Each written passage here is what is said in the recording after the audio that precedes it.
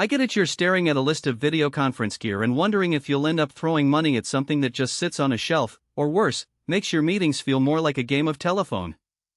You've probably already tried a webcam that cropped half the participants, a speakerphone that echoed, and maybe even a separate camera and mic combo that took forever to line up.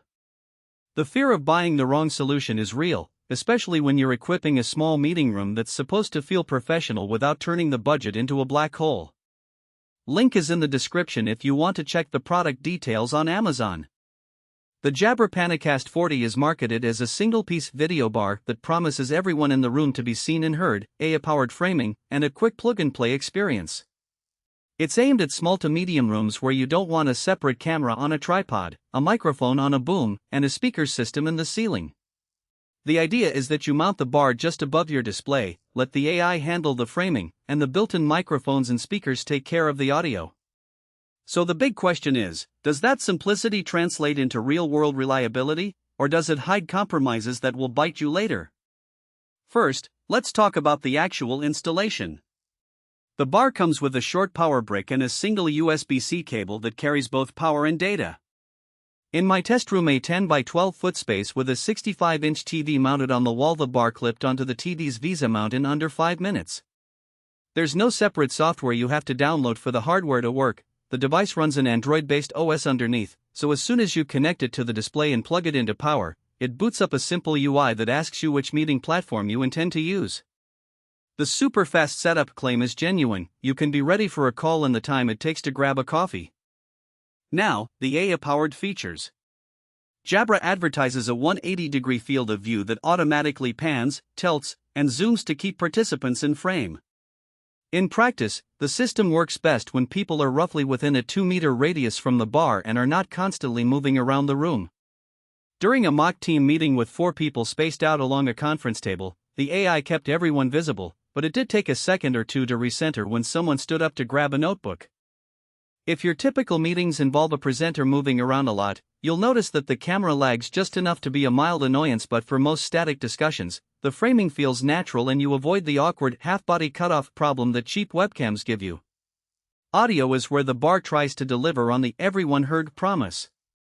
The built-in microphone array captures voices from across the room, and the speakers are loud enough to fill the space without distortion. In a side-by-side test with a dedicated conference speakerphone, the PanaCast 40 was quieter by about 3 dB, which isn't a deal-breaker in a small room but is noticeable if you have a large group or a particularly soft speaker. One practical upside is that the bar's microphones include echo cancellation, so when you're on a call with someone using a headset, you won't hear the dreaded "you're on mute" echo that some older conference devices produce. Compatibility is a strong point. The bar supports all major meeting platforms: Zoom, Teams, Google Meet, WebEx through native apps that run on its Android core. When you select Zoom, the device automatically logs you into the Zoom client, so you never have to pull a laptop out and mirror the screen. This can be a lifesaver for teams that rotate meeting rooms throughout the day. You just walk in, tap the app you need, and you're live.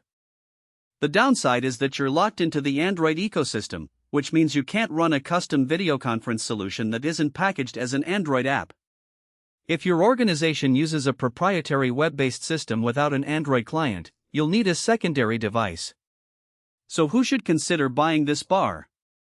If you run a small conference room, a huddle space, or even a private office that hosts client calls, and you value a clean look with minimal cables, the PanaCast 40 makes sense. It shines for teams that want to avoid the camera on the side aesthetic and prefer an integrated look that blends with the TV. It's also a good fit for businesses that have already standardized on one of the major meeting platforms, because the native app integration cuts down on the bring your own laptop ritual. On the flip side, you might want to skip it if your room is larger than about 20 square meters, or if you need ultra-high fidelity audio for presentations with music or video playback. The speaker output, while clear, doesn't have the punch of a dedicated soundbar, so in a room where you're sharing multimedia, you'll probably need external speakers. Likewise, if you have a workflow that relies on a specific video conference solution that doesn't have an Android